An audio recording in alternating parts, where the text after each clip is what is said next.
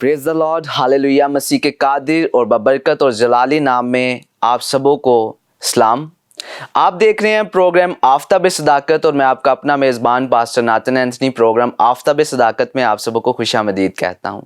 नाज़रीन, मैं खुदावंद का बेहद शुक्रगुजार हूं कि उसने हमारी ज़िंदगी में ये मौका बख्शा कि हम आपके सामने एक बार फिर से हाजिर हो सकें।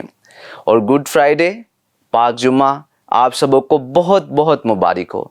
और आज का दिन हम खुदा के मुकद्दस पाक कलाम से करेंगे। नाज़रीन, मैं जानता हूँ आप बहुत ज़्यादा मसरूफ़ हैं, आपने आज के दिन में बहुत सारी जगहों पर विज़िट करना होगा, गिरजाघरों में जाना होगा, लेकिन क्या ही खुशाइंद बात है कि अगर आज के दिन का आगाज़ और आज के दिन का इख्तिताम हम खुदा के मुकद्दस पाक कलाम से करें। और नाज़रीन, इससे पेशतर कि आज के दिन पर हम बात करें, मुबारक जुम्मा के बारे में हम जानें, मैं आप सबों से अपने आज के मेहमान का तारुफ करवाना चाहता हूं। हमारे आज के मेहमान हमारे दरमियान मौजूद हैं जनाब पास्टर आसिफ रियाज साहब, जो कि रावलपिंडी से ताल्लुक़ रखते हैं और लिविंग ब्रांच चर्च के साथ काम कर रहे हैं। खुदा अपने बंदा को मुख्तलिफ तरीक़ों से जगह ब जगह इस्तेमाल कर रहा है। भाई साहब, हम आपको प्रोग्राम आफ़ताब सदाकत में खुशामदीद कहते हैं।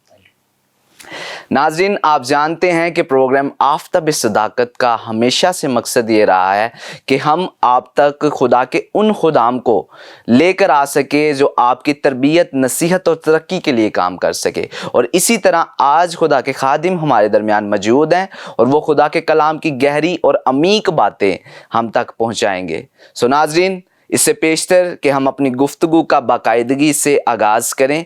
आए मेरे साथ कलाम मुकद्दस को खोलें जो हमारी नसीहत और तरबियत के लिए है, और मेरे साथ निकालिएगा नए अहदनामा में से करंथस की कलीसिया के नाम लिखा गया मुकद्दस पौलुस रसूल का ख़त, उसका पहला बाब और उसकी 18वीं और 19वीं आयत मुकद्दसा की हम तलावत करेंगे। खुदा के मुकद्दस पाक कलाम में कुछ इस तरह मरकूम है, क्योंकि सलीब का पैगाम हलाक होने वालों के नज़दीक तो बेवकूफ़ी है, मगर हम नजात पाने वालों के नज़दीक खुदा की कुदरत है। क्योंकि लिखा है कि मैं हकीमों की हिकमत को नेस और अक्लमंदों की अकल को रद्द करूँगा। खुदा का पाक कलाम पढ़ा और सुना जाना हम सब के लिए बाइस से बरकत हो। खुदा का शुक्र हो, सब कहेंगे आमीन। सो नाज़रीन, मैं अपने आज के मेहमान जनाब पास्टर आसिफ रियाज साहब से दरख्वास्त करता हूं कि वो एक दुआ करें ताकि हम अपनी गुफ्तगू का बाकायदगी से आगाज़ करें। जी पास्टर साहब।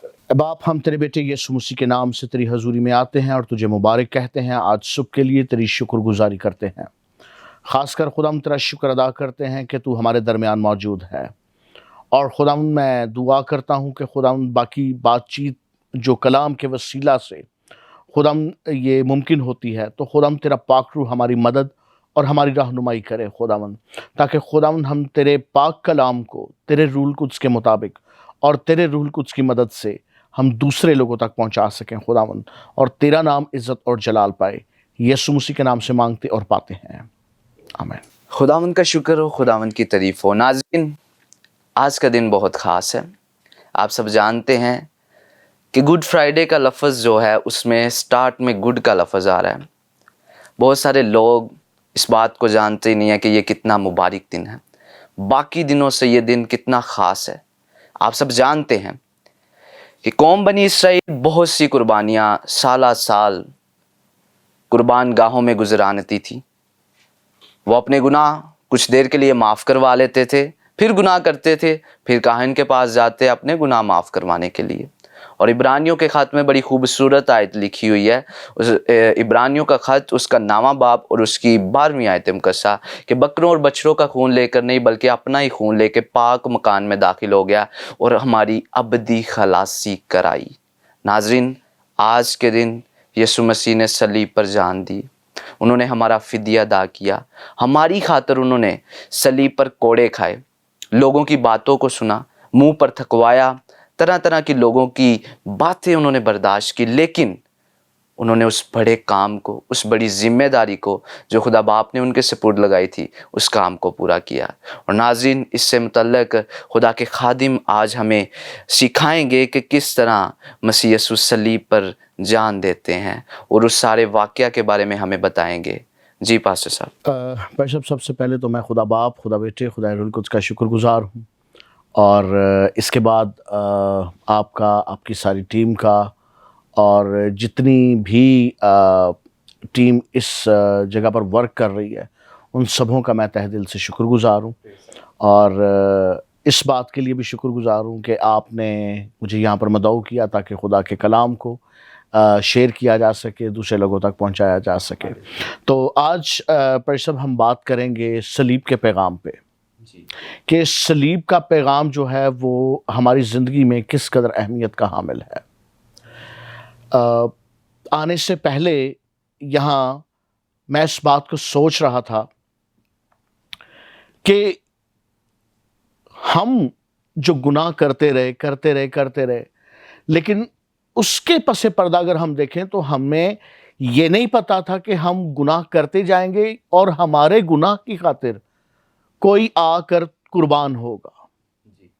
لیکن میں سمجھتا ہوں کہ یہ ہمارے لیے بہت بڑی اپرچونٹی ہے کہ یسوع مسیح ہمارے گناہوں کی خاطر قربان ہوا ہے، اور گڈ فرائیڈے کا پیغام بھی ہمیں یہی دیتا ہے۔ گڈ فرائیڈے جو ہے وہ ہمیں یہی پیغام دیتا ہے کہ آیا یہ دن ہمارے لیے کس قدر اہمیت کا حامل ہے۔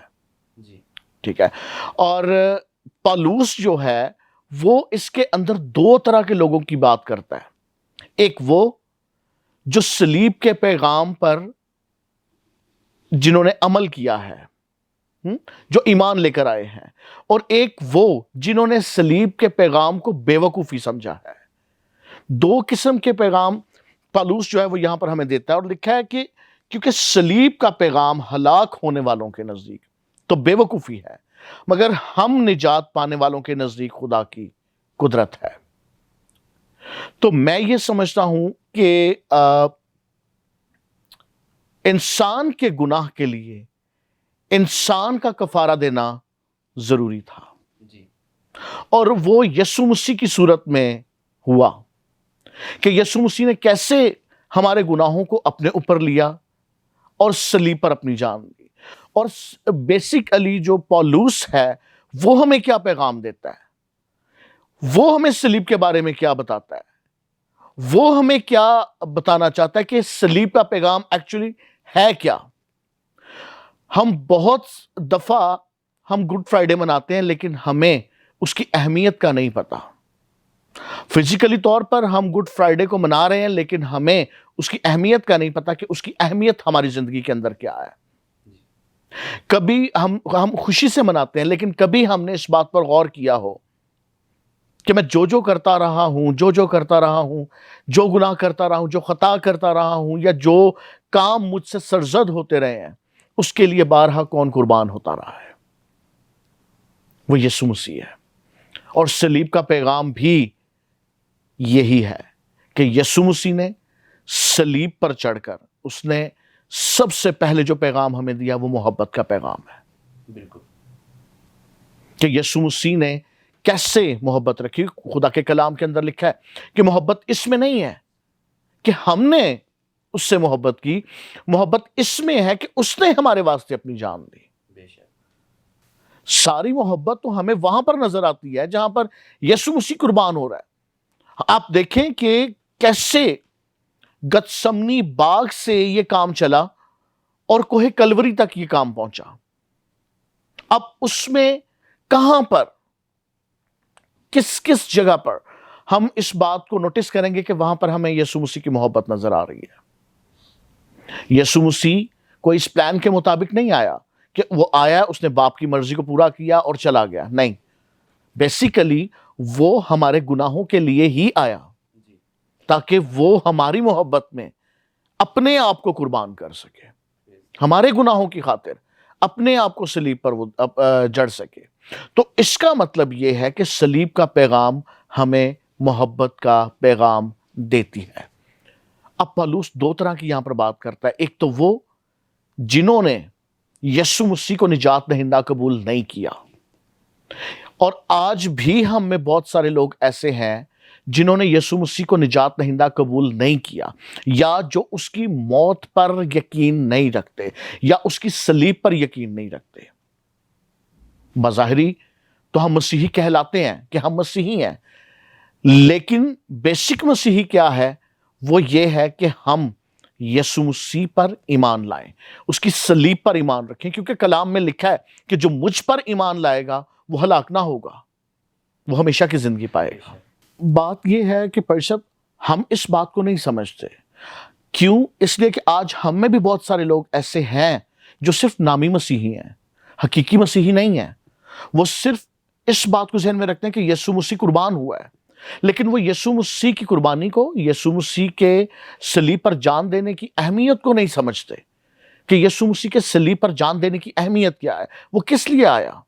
वो हमारे लिए आया है, और हम ही उस पर ना ईमान लाकर तो हम बेवकूफ गदराने जाते हैं। यीशु मसीह ने तो साफ कहा, यीशु मसीह ने कहा कि जो मुझ पर ईमान लाता है वो हलाक ना होगा बल्कि हमेशा की जिंदगी पाएगा।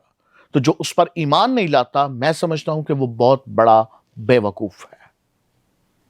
उसकी जिंदगी के अंदर सलीब की और यीशु मसीह की कुर्बानी की कोई अहमियत नहीं है, इसलिए वो बार बार गुनाह करता और बार बार यीशु मसीह को सलीब पर चढ़ाता। लेकिन सलीब का पैगाम उनके लिए जो उस पर ईमान लाते हैं, उनके लिए निजात का काम करती है।